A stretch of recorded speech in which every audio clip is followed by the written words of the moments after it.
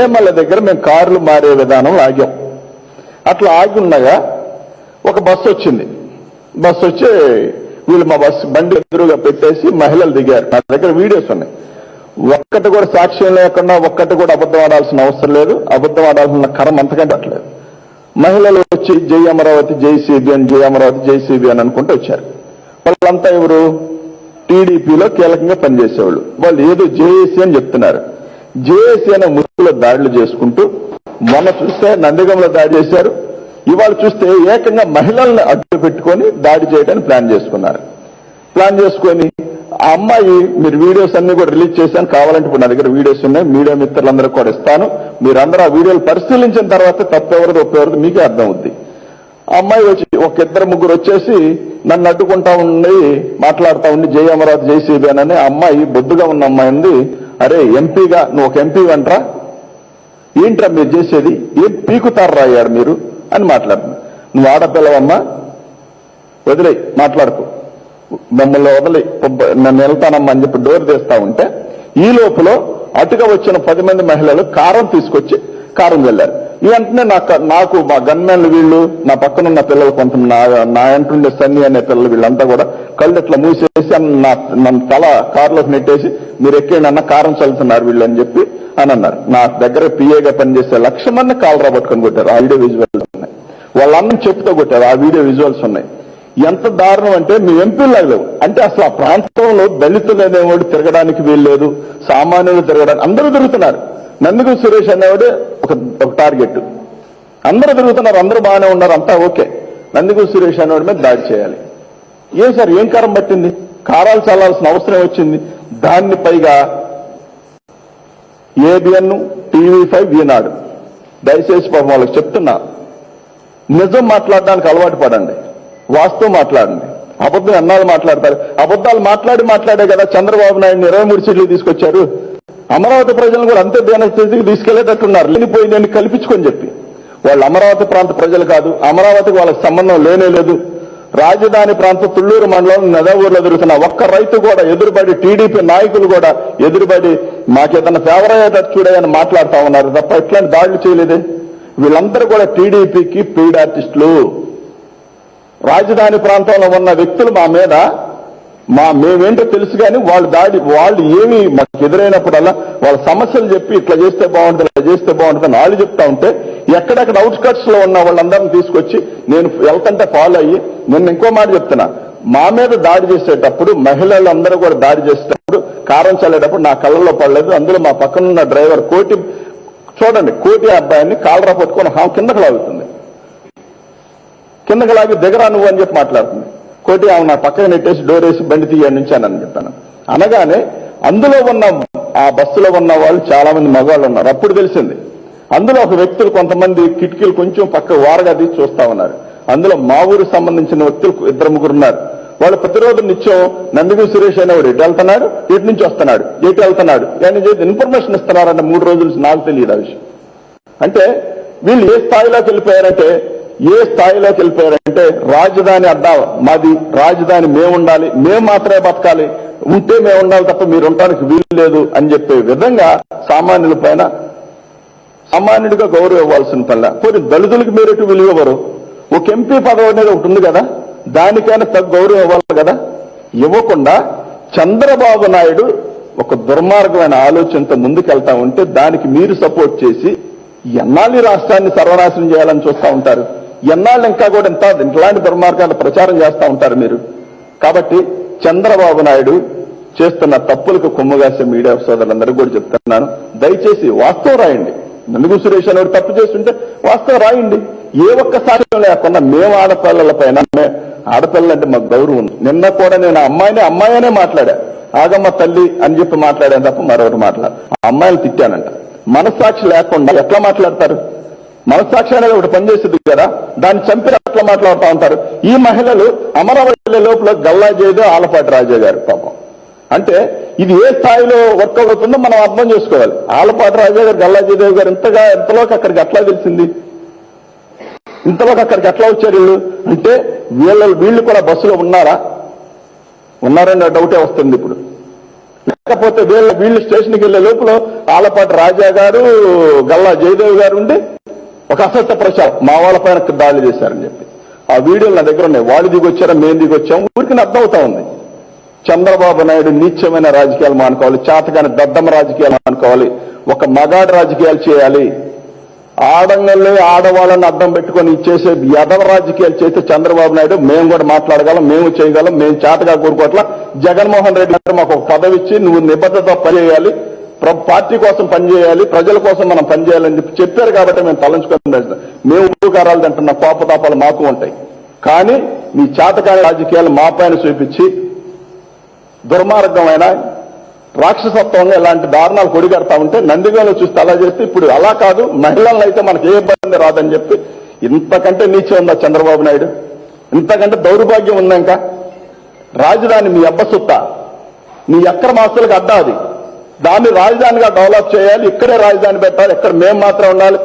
మేము ఎటు రాజకీయంగా ప్రయోజనం లేదు కాబట్టి మాకు ఆర్థికంగా అన్న ఈ రాష్ట్రంలో అమరావతి పెట్టుకుంటే అమరావతిలో రాష్ట్రం ఆర్థికంగా మేమన్నా బాగుంటామనే విధంగా నువ్వు తయారయ్యి ఇప్పుడు సిట్టు విచారణ జరుగుతూ ఉంటే దాని నుంచి తప్పించుకోవడానికి ఏదో రకంగా ప్రలోభ పెట్టి ఎవరో ఏదో రకంగా ఇబ్బంది పెట్టే విధంగా నువ్వు తయారయ్యావంటే చంద్రబాబు నాయుడు నీచ సంస్కృతి గల్లవాడు, మానవత్వం లేని దుర్మార్గుడు కాబట్టే ప్రజలందరూ కూడా చెప్పుతో కొట్టినా కానీ సిగ్గు లేకుండా ఇంకా కూడా ఇలాంటి భౌతికంగా దాడులు చేసి రాష్ట్రంలో రాజధానిలో నువ్వు అనుకున్న అమరావతిలో మేము తిరగకూడదా?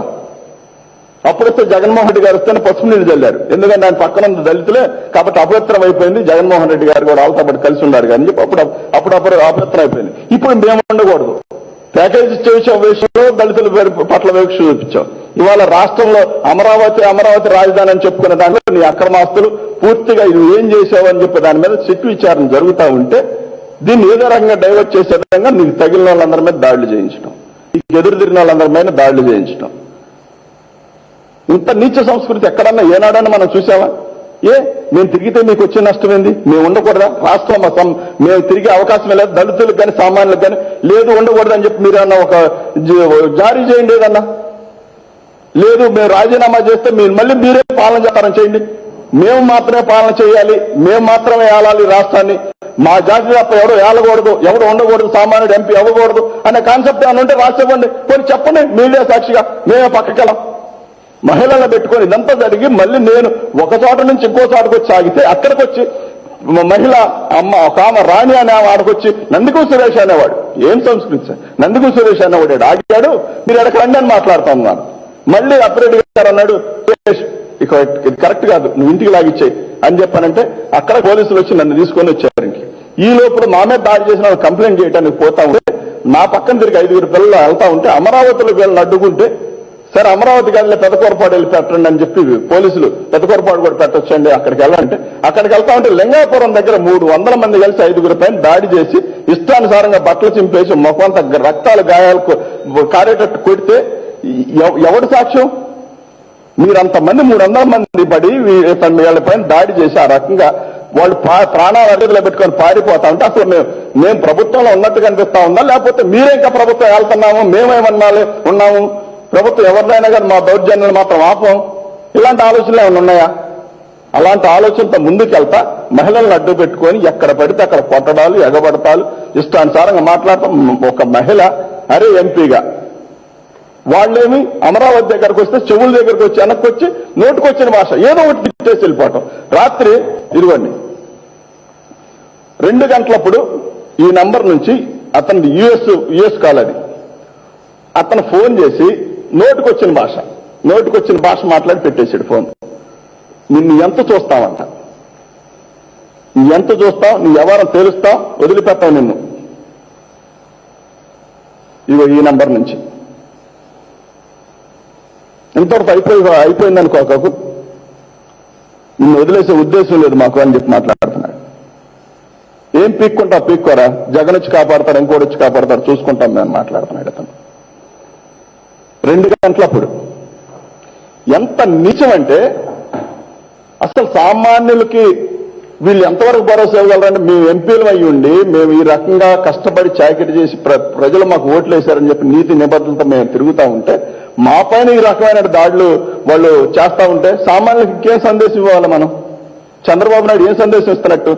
చంద్రబాబు నాయుడు ఉద్దేశం ఒకటే, ఏలితే నేను ఏలాలా, ముఖ్యమంత్రి ఉంటే సామాజిక వర్గం మేము మాత్రమే ఉండాలి తప్ప ఇంకోటి ఉండడానికి వీల్లేదు. బీసీలు కానీ ఎస్సీలు కానీ మైనార్టీలు ఎవరు ఉండడానికి వీల్లేదు. ఉంటే మేము ఉండాలా, మేము పాలించాలా, మేము మాత్రమే ఏలాలా. ఇలాంటి నీచ సంస్కృతికి చంద్రబాబు నాయుడు తెరలేపి ఇలాంటి దుర్మార్గాలకు అనుసరించే విధంగా అతను తయారయ్యాడు. ఒక్కసారి మీరు చూడండి బ్రదరు, ఒకసారి వీడియో, మరి నిన్న మాట్లాడిన వాళ్ళు చేసిన వాళ్ళు మాట్లాడుకున్న వీడియో అనేది, మేము మాట్లాడింది కదా, వాళ్ళు మాట్లాడిన వీడియోని కారం దగ్గర పడి కారం పొట్లాలు వాళ్ళు వేసారని చెప్పండి, ఉన్న కారం అట్లా ఉంచుకోండి, స్టేషన్కి వెళ్ళి పోలీసులు ఎంక్వైరీ చేస్తారు, మనం ఇప్పుడు తుడిసినా ఇది పోదు కాబట్టి వాళ్ళు కారం పొట్లాలు మా బండిలో వేశారని చెప్పండి అని చెప్పి రాణి అనే వాళ్ళకి డైరెక్షన్ ఇవ్వటం.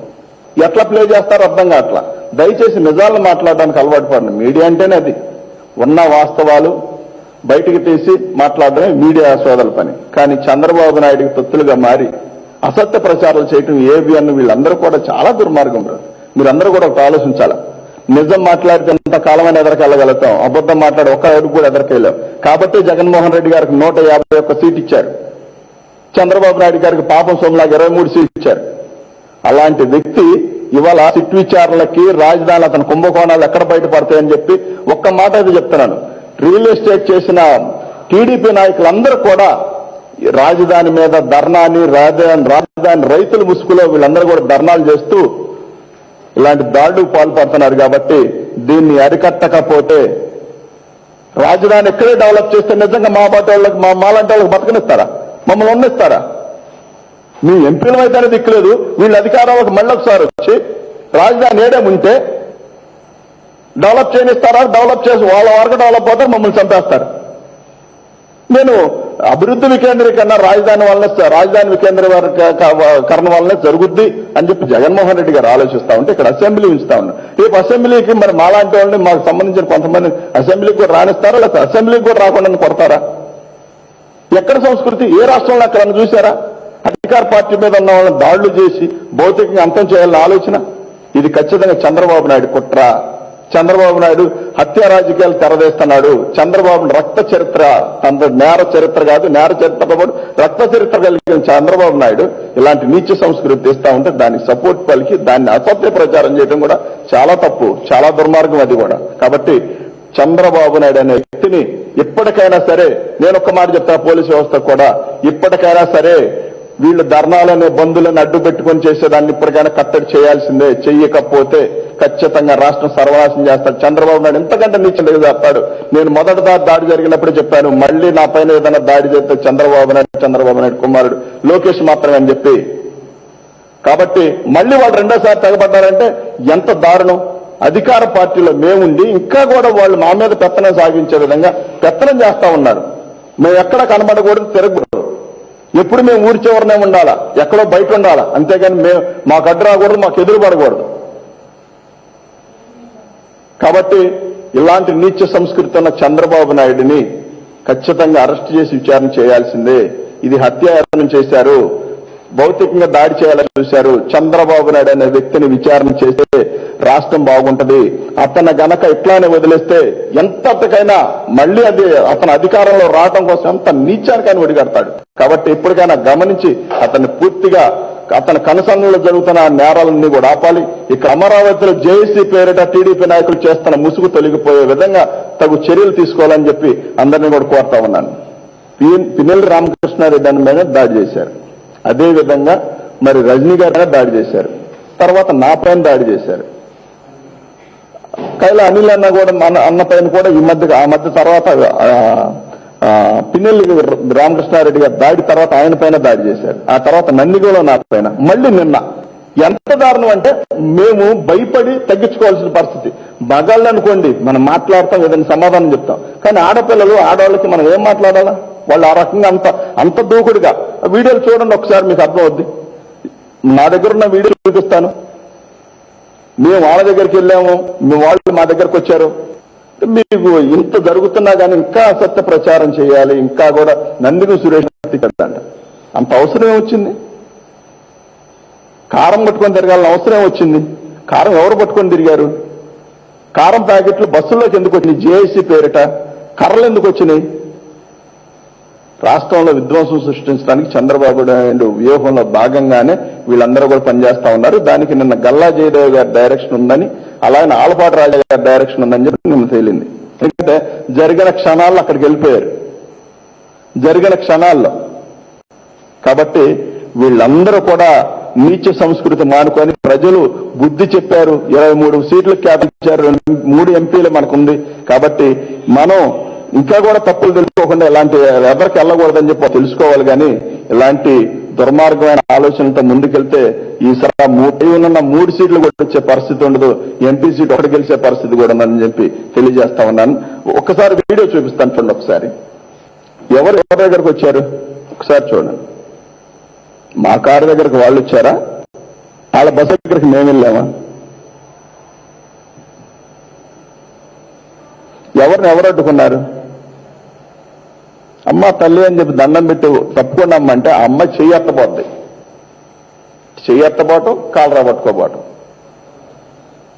ఏమంత హీనమైన చిన్న చూపాలకి. కాబట్టి చూడండి, అమ్మాయి చూడండి ఒకసారి ఎక్కడికి వచ్చి మాట్లాడుతుందో. మేము వెళ్ళాము, మేము కారు ఎక్కుతుంటే ఆ అమ్మాయి చెడ్డకుందా? ఎలాంటి వీడియోలో పెద్దాకు నేను నా దగ్గర. వాళ్ళు ఒక్క వీడియో అన్నా రిలీజ్ చేశారా? ఎవరన్నా ఏమన్నా ఇబ్బంది పెట్టినట్టు? నోటి మాటలు తప్ప. ఈ రకంగా సాక్ష్యాలు కనిపిస్తా ఉంటే ఒక్కళ్ళకు వాళ్ళ ఛానల్లో, వాళ్ళకి నమ్మకమైన ఛానల్లో మీ మీద దాడి చేశామనంట. ఎంత దౌర్భాగ్యం సార్ ఇదంతా కూడా. చూడండి, ఇవన్నీ చూడండి. కావాలంటే మీ అందరికీ ఒకసారి ఇవన్నీ కూడా పంపిస్తాను మీకు. మా పిఏ కాల పట్టుకొని కొడతాం, చెప్పిడిసి కొట్టారు. పైగా ఎంత చిన్న చూపు, ఎంత దౌర్భాగ్యం, ఎంత నీచ సంస్కృతి తరలిపారు. అమరావతి ఇక్కడే ఉంచి ఇక్కడే డెవలప్ చేస్తే ఇక వీళ్ళ పాదాల కింద మేము బతికి వీళ్ళ కింద ఎట్టి చాకరీ చేసుకొని బతకాలి. వాళ్ళ ప్రముఖ ముఖ్య ఉద్దేశం. నిజంగా రైతుల్ని, నిజమైన రైతుల్ని కూడా దెబ్బతీస్తారు వీళ్ళు.